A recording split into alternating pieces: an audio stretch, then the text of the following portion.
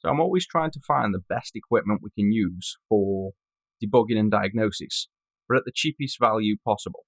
So before I recommended the PoKit Picoscopes, I also brought around 10 different oscilloscopes on the market and tried them out and tried to find, the most budget-friendly scope that works for the least amount of money. The problem you get with most oscilloscopes is they are massively faked in terms of specs. So almost every single one I brought that wasn't a known brand like Keysight, Regal, and so on had specs of say 100 megahertz, and they were really 1 megahertz at best. I finally found that obviously Picoscope are one of my favourite and work, but their cheapest entry level 10 megahertz scope is good enough for most retro consoles and even modern consoles for diagnosing problems. That lies at around £120 that we have to sell them for. We only make about £5 on the sales, so we can't really do much there. One of the users on Discord wanted me to review this scope. I personally don't think this is going to do anything useful. I think this is going to be yet another case of fake specs. But nevertheless, we'll soon find out and see. It's called the PoKit, and this particular model, I think there's two. This one's like £60–70. The next model is more costly than a Picoscope, so I wouldn't even bother with that one. There's no point paying more when I know the Picoscope will outperform the top spec one of this model. But if this base model beats the Picoscope, it's another potential cheaper option for you guys to be able to use when diagnosing your hardware. So let's just jump in and take a look at this particular model. And we're going to just take a look at the Game Boy Color audio and probe around some data pins as well to see some address and data pins and see if we can see anything useful on the scope. If so, we'll stock these and sell them, but if not, then it's of no use to us, and we'll probably give this away to somebody that comments why they might want it in the video, and we'll ship it to you for free. So let's just jump in and see if this kit's any good. So let's first take a look at what we've got here. We have the actual PoKit itself. It comes with this little bag, and inside the bag we have a few probe ends, and we've got a battery and a back cover. I think that is it, and a spare fuse. So with the manual, it's pretty straightforward. It tells us to download the app, which I've gone ahead and done. Remove the battery insulation from the tab. So inside the back here, there's your classic plastic tab. Remove that. Open the app and connect to the scope. So there's no button or anything to press, I guess. And then unlock the lid, place the plus forward, close the lid, reassemble, pull out the probe leads. So it seems pretty straightforward. The interesting parts here are the spec. So we can measure up to 60 volts, which is handy because we need to measure potentially up to 30–40 volts on some consoles. But it doesn't, if you notice on this sheet, give you specs of speed directly. However, if you go on their website, it does mention that the scope is apparently 100 megahertz, which the first telltale sign that this is not true is the fact that if you look at the chip that's running this, it's an ARM 72 megahertz processor. And that's the clock speed, not the instruction set speed or the acquisition time speed. So at best, you could probably hope for maybe 4 instruction cycles. So that would bring the clock down by a factor of 4. And then you've still got to process and display. So I reckon at best this scope would maybe be 1 megahertz, not 100. It certainly is not going to be 100. It's impossible to be 100, in fact. So we already know that this is potentially a misbranded and misrepresented product, which is very common in oscilloscopes. But let's at least see what it can do, ignoring the specs, because regardless of what it says it can do, if it's useful to us, it's still useful. So we've got the kit there. We just pull these out, and we have little probes. Pull that side out, and then it's kind of a sort of a clicky lead, which is, it's okay. It's like a PoKit scope, I guess. That's probably why it's called the PoKit, like a PoKit maybe. And then we also have the ends, which have these sort of push-in connectors, and then little probes. So not bad. Doesn't feel overly cheap. Certainly doesn't feel premium, but doesn't feel overly cheap. And I'd probably use this setup, a kind of ground lead here, and then a little probe here. So it's kind of convenient. You can see it's got a little blue flashy light in the middle, actually. And I've got it connected to my phone. So this is just the PoKit app. The pairing was fairly easy. I did note, however, though, I got this about a week or two ago, put the battery in, made sure it connected, and then disconnected everything, turned off. And a week later, the battery was flat. I hadn't even used it. So I would recommend removing this battery when not in use. I don't think there's technically a power on or off button as such. But that's it. You open, you pair, and you're ready to go. I've literally never used this so far, bar clicking on measure and seeing that this screen appears. I've not even tried this scope yet, so this is a genuine first impression of the scope. So let me just power up this Game Boy Color. And the main one I'll go for is probably, in fact, let me instead use this Game Gear, because I know what I'm probing and I know what to expect looking at it. And you guys have probably seen my YouTube videos showing a lot of these pins. So we'll just turn the Game Gear on. And the first thing is we need to get a ground lead. So I'm just going to grip on here. And this is quite firm wire, so I'm guessing this is, yeah, that's not going to be the best. So the probe lead, nice and on, slightly move, falls off. So we might have to grip this way maybe. There we go, that's a bit better grip. So this is not a very firm grip. And I know it's only the ground lead of the probe. Some have better grips than others, but just worth noting that that ground lead is a little bit weak for gripping on ground. You might have to solder a wire. Right, so I do remember reading there's two versions of this kit. And again, the expensive one, hundreds of pounds, is automatic. You can just touch and it reads. This one, which is a massive disadvantage, but we're going to try and work with it, is it's a single fire scope. So you have to tell it to start reading and then you get a capture and then it stops. So let's just go on a random address pin, say here. And you can see there's nothing here. That's nice, like a touchscreen moving. The interface is nice there.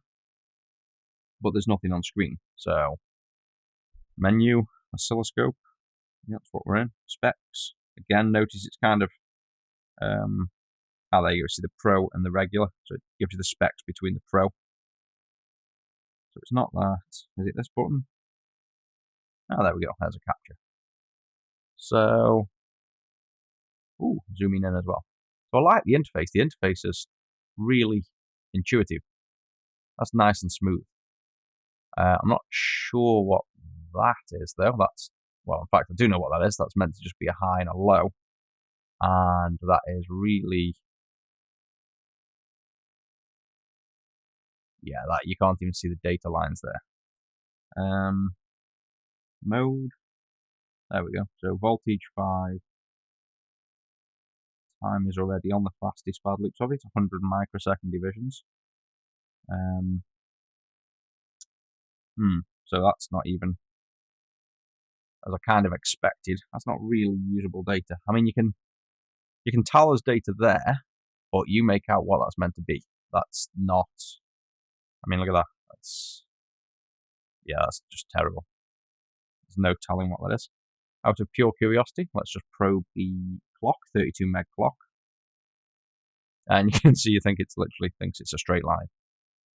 So as I kind of suspected, this the scope is pretty much useless. Has that gone to a higher voltage? Why has that now gone low?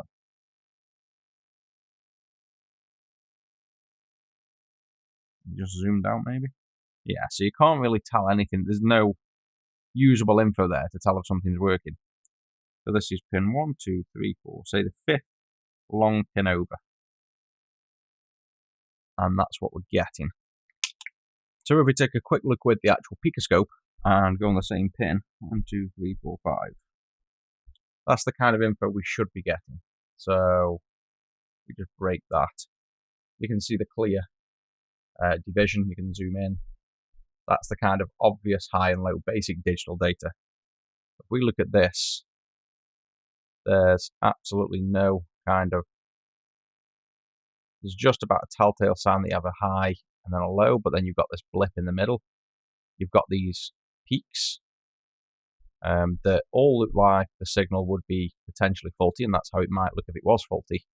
But there isn't a single clear high and low frequency here.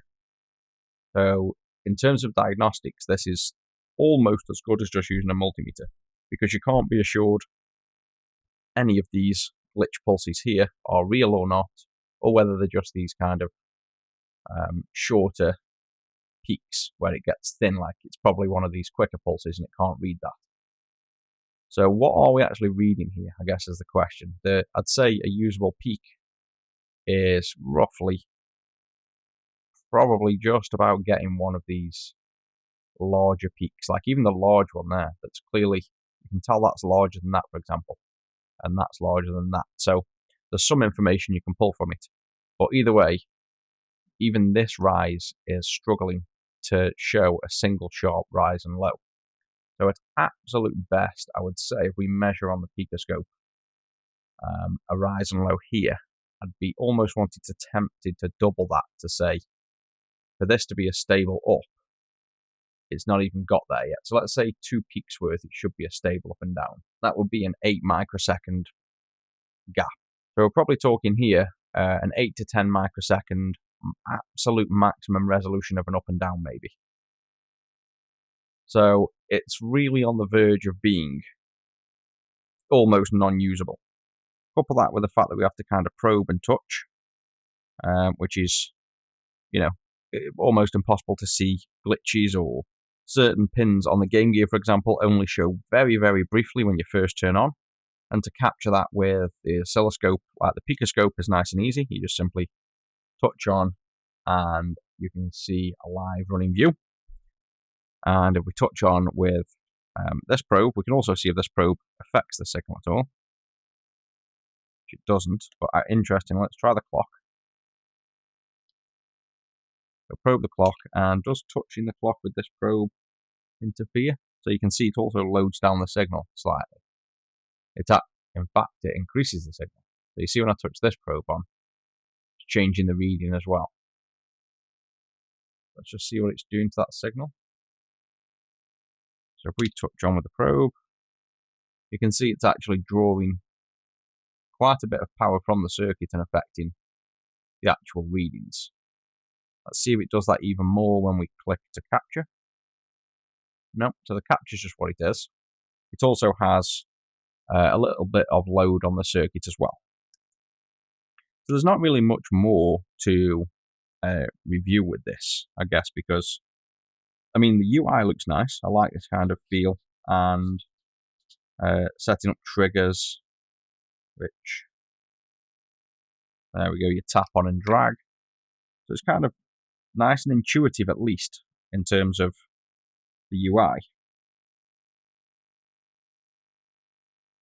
And you can see now it's waiting for a trigger. So it's waiting until it hits that trigger line. And there you go, and then it captures, even though that's captured nothing really useful there.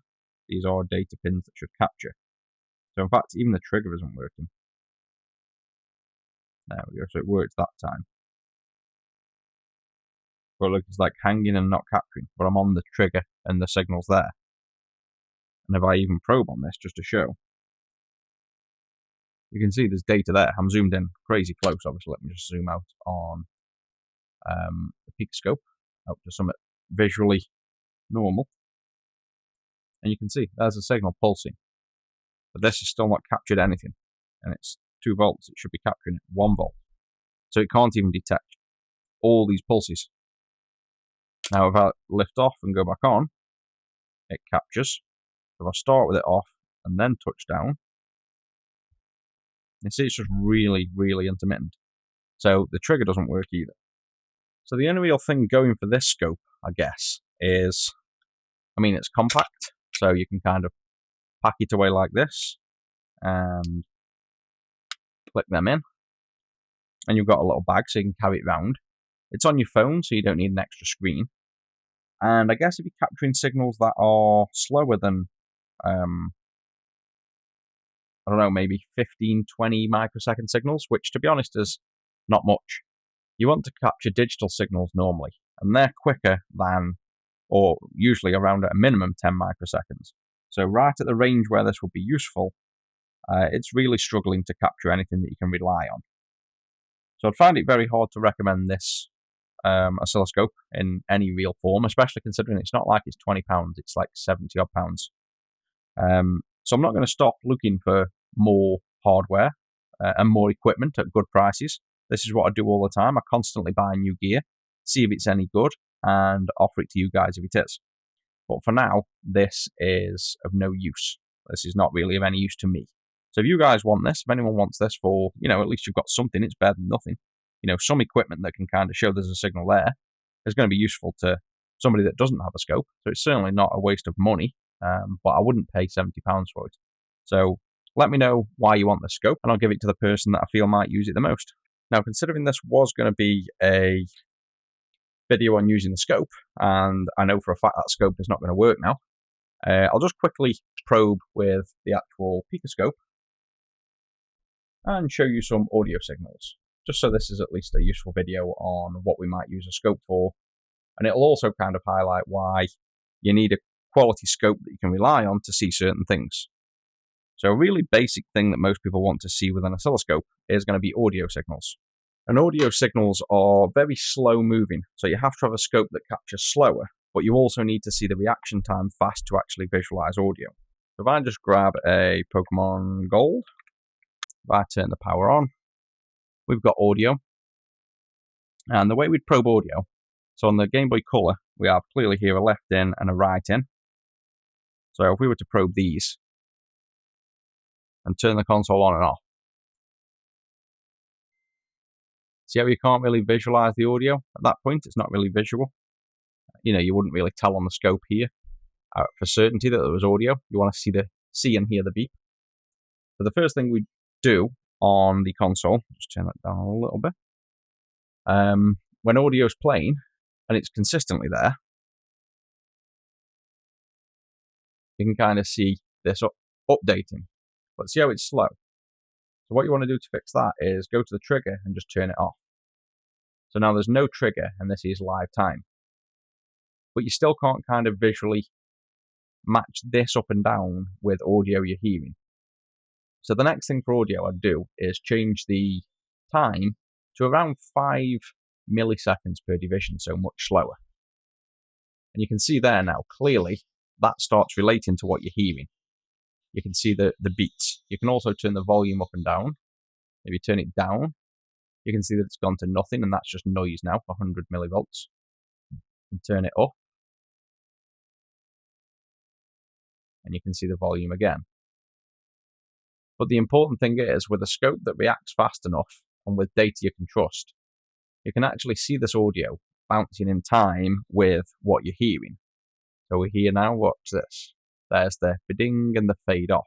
So that's a digital sound wave. So it's produced by simply pulsing. If we go backwards in time, you can see it's pulsing the height of the signal to get stronger and louder. And then as the beep quietens, it gets smaller.